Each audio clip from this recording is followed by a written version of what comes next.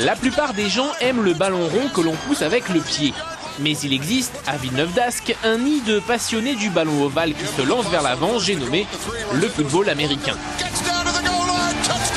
Loin des fastes des USA, ce sport très largement mineur en France compte près de 15 000 licenciés et un club de 2e division dans la région, les Vikings. 2 fois par semaine, ils s'entraînent sans connaître de grands résultats sportifs pour l'instant, mais le foot US reste un sport encore très jeune en France. Le plus dur est déjà fait, apparemment ils comprennent tous lorsqu'on s'adresse à eux comme ceci.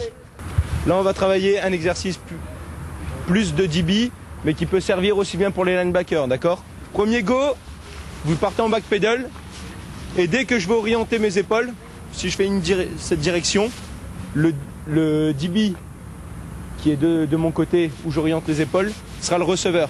Ok, c'est compris ou pas?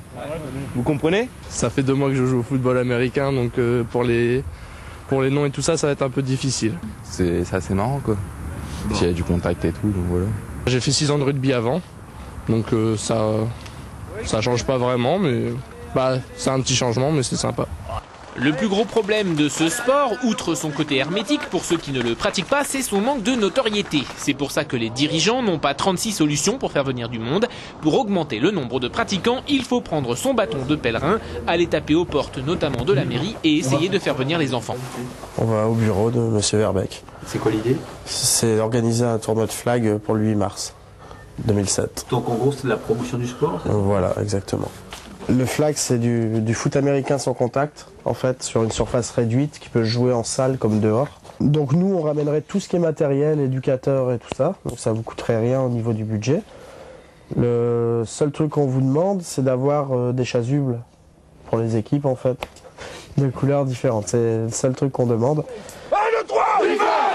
Pour qu'un sport décolle, il faut aussi en général qu'une équipe réussisse un exploit. Comme l'équipe de France est invisible au niveau médiatique, tout commence localement. Les Vikings, ici en rouge, cherchent à se maintenir en 2e division et à faire venir du monde les jours de match.